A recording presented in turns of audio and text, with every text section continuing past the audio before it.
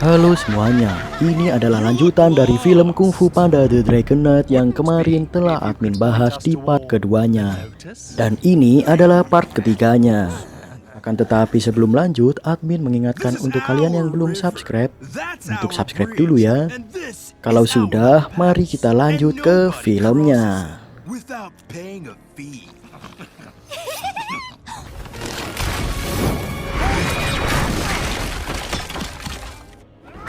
Di episode sebelumnya, setelah mendapatkan peta, mereka lalu diserang oleh pasukan terlarang hingga mereka berhasil menangkap Po. Karena si panda badannya berat banget, mereka sampai nggak bisa mendorongnya. Hehehe. Tiba-tiba saja mereka mendapatkan serangan yang tidak terduga. Po mengira bahwa Blade menolongnya. Namun setelah para pasukan berhasil dilumpuhkan, muncul sosok misterius dengan menggunakan jubah yang sangat menakutkan. Po yang ketakutan dengan sosok itu memilih untuk kabur.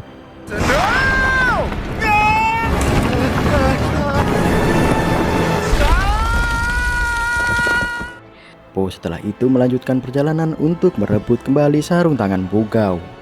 Sementara di sisi lain, Blade yang saat itu sedang menuju ke kota hilang dikejutkan dengan datangnya si gadis kecil yang sempat ia temui kemarin. Gadis kecil yang bernama Rabi itu ternyata masih saja mengajaknya bermain. Blade yang kemudian menyuruh Rabi untuk pulang, namun karena arah rumahnya sama, Blade akhirnya pergi bersama dengan gadis tersebut. Come on. Where's your friend? Rabi kemudian menanyakan keberadaan Po. Blade bilang bahwa dia bukan temannya, dan sekarang ia tidak tahu keberadaannya. Blade seharusnya mengucapkan terima kasih karena Po sudah memberikannya peta. Dan perkataan itulah yang membuatnya seketika terdiam. Di sisi lain, Kaus dan Peruka yang saat itu sedang mencari lokasi cambuk dikejutkan dengan kedatangan badai pasir.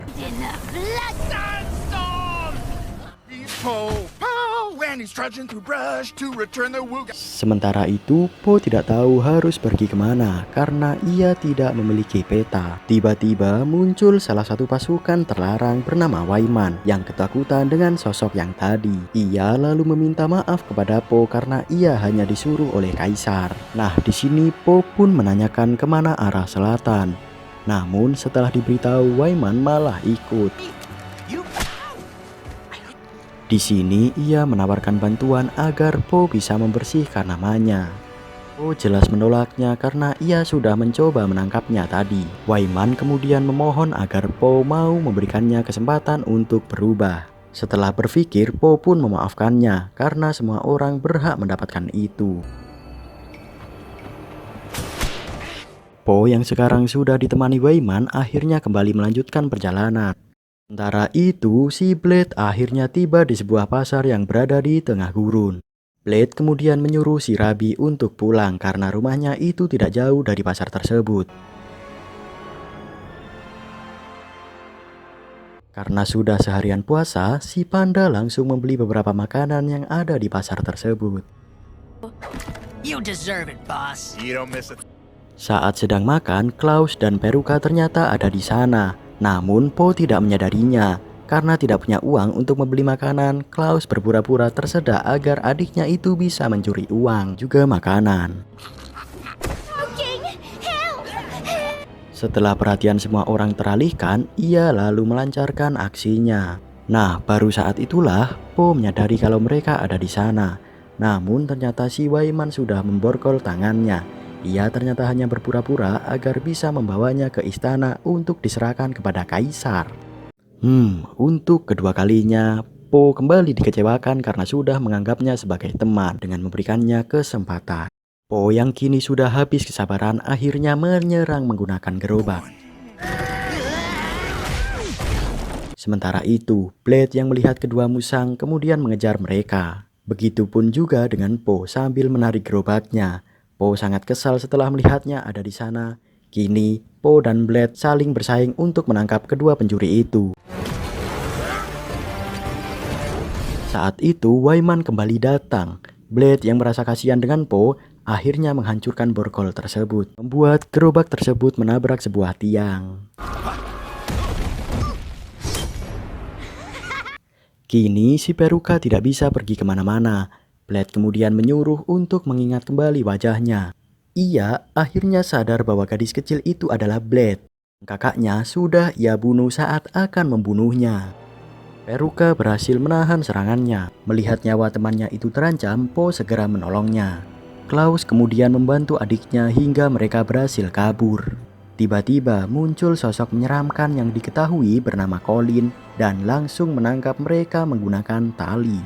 Colin kemudian mendekat ke arah mereka, namun Blade berhasil memotong talinya hingga mereka berhasil kabur.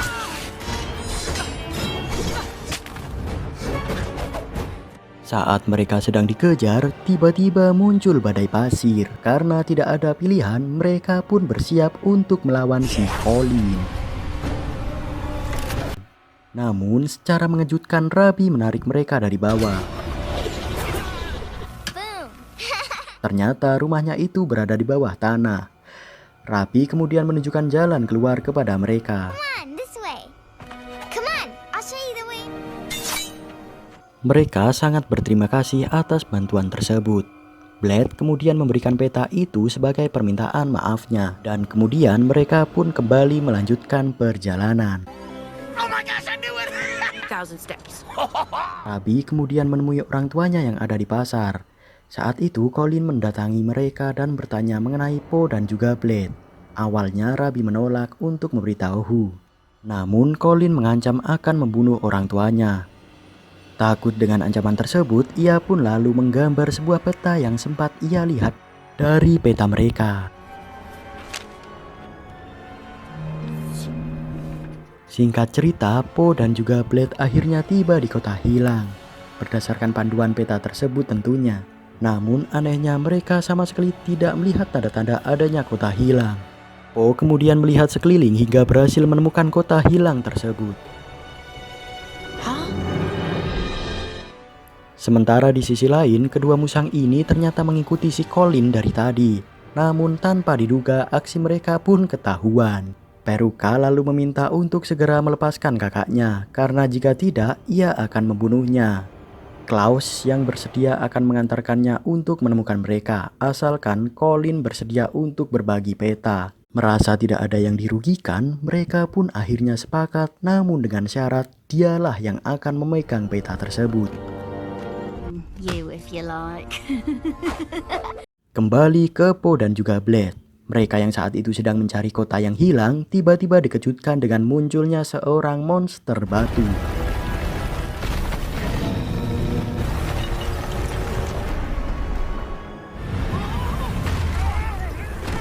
Saat itu, Po berhasil tertangkap oleh monster batu tersebut. Blade kemudian memanjat ke atas dan berhasil menolongnya. Monster itu semakin murka dan sialnya Blade malah tertangkap. Blade mengatakan kalau monster ini seperti sedang menjaga sesuatu yang tidak ada. Po yang menyimpulkan kalau monster ini memang tidak sedang menjaga, melainkan dia adalah kotanya. Po rupanya berniat akan masuk ke dalam mulut monster tersebut karena ia sangat yakin kalau monster ini adalah kota yang hilang tersebut. Fall back! Setelah menyerang matanya, Blade lalu memanjat untuk mencapai mulut monster itu. Setelahnya, ia pun segera menyusul Po yang ada di bawah. Maksudnya di dalam.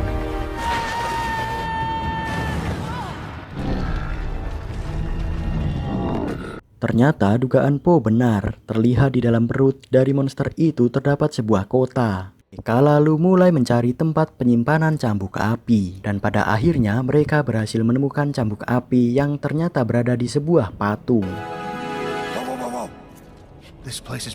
Sebelum cambuk itu diambil, Po menyuruh Blade untuk berhati-hati karena ditakutkan akan ada jebakan setelah cambuk itu diambil. Dengan perlahan, Blade mulai mengambil cambuk tersebut.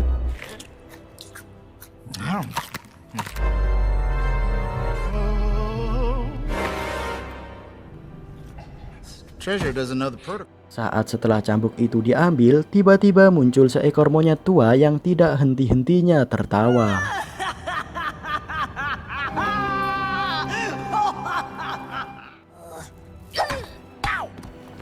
Tertawa terus, monyet tua yang bernama Rukmini itu kemudian memberitahu kalau dialah yang menjaga cambuk. Ed menyatakan kalau dia tidak ada maksud untuk mencuri cambuk itu, melainkan mereka akan melindunginya dari tangan-tangan orang jahat. Namun monyet tua itu malah mengatakan tidak perlu ada yang dilindungi, lagi pula cambuk ini tidak akan bisa keluar dari tempat ini. Begitupun juga dengan mereka. Po yang mendengar itu sontak langsung teringat dengan sang ayah. Blade beranggapan mungkin saja cambuk ini bisa membawa mereka keluar. Namun Rukmini memberitahu kalau kekuatan cambuk api tidak bisa digunakan di tempat ini. Rukmini menghabiskan hidupnya hanya untuk melindungi cambuk itu. Mendengar itu, Blade bersedia menggantikan posisinya untuk melindungi cambuk tersebut. It would be my honor to Ia melihat kalau niatnya memang tulus. Rukmini akhirnya memberitahu jalan keluar dari tempat ini. Namun hal itu akan sulit karena jalan keluarnya ada di bawah. Dan mereka harus menyingkirkan batu besar yang menghalangi pintu keluar. Mereka yang tidak ingin terjebak selamanya di dalam sana akhirnya turun ke bawah. The big blue sky. Team. Karena tidak ada jalan lain lagi, mereka harus berayun agar bisa turun ke bawah. Ed kemudian menggendong si Rukmini dan berayun menggunakan akar pohon. Saat giliran si panda, ia malah terjatuh. Ketika itu, Po teringat masa kecilnya saat dulu sang ayah merawatnya dengan penuh kasih sayang. Ternyata ia tidak terjatuh melainkan masih bergelantungan di akar pohon.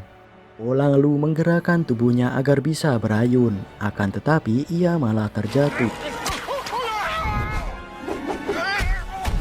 Di bawah sana, Po melihat banyak sekali tengkorak yang membuatnya ketakutan. Saat setelah Blade menenangkannya, tiba-tiba tengkorak itu hidup dan menyerang mereka. master or not.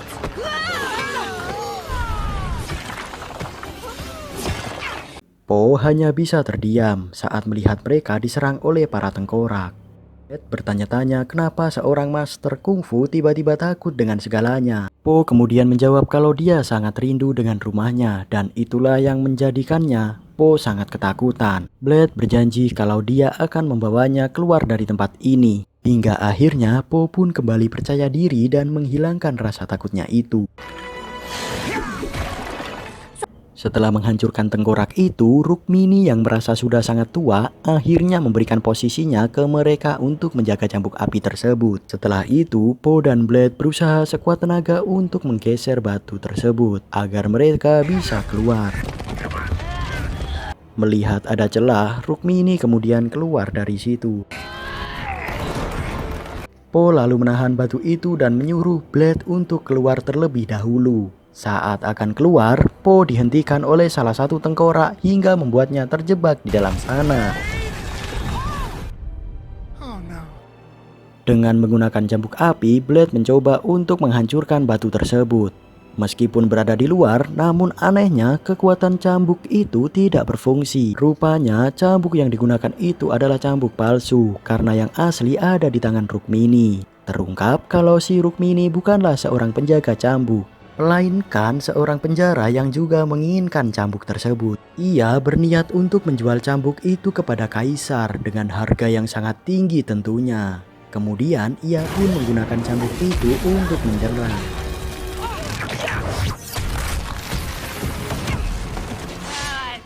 Di sisi lain, Colin dan juga kedua musang tersebut akhirnya menemukan lokasi kota hilang. Namun saat itu ia malah tersandung hingga membuat kakinya terluka. Bukannya menolong, kedua musang ini malah tertawa. Awalnya mereka sempat ingin meninggalkannya. Namun karena tidak tahu harus kemana, Klaus akhirnya mengobati lukanya menggunakan ramuan sihir. Dan seketika itu kakinya langsung pulih. Sadar kalau mereka adalah penyihir, si Colin tiba-tiba menyerang mereka. He was trying to help. Saat itu si Colin berhasil melukai tangan si Klaus. Kembali ke si panda.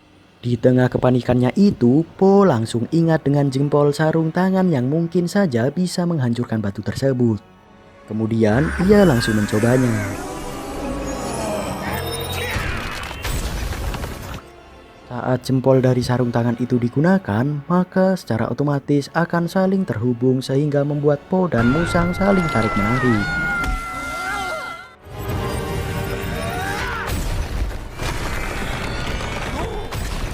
Setelah Po berhasil keluar, ia diberitahu kalau si monyet tua ini adalah orang jahat.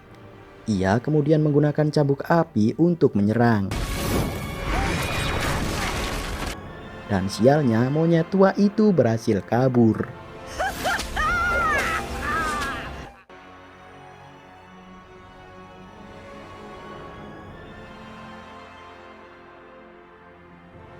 Terima kasih admin ucapkan untuk kalian semua yang stay menonton hingga akhir. Dan nantikan episode selanjutnya ya.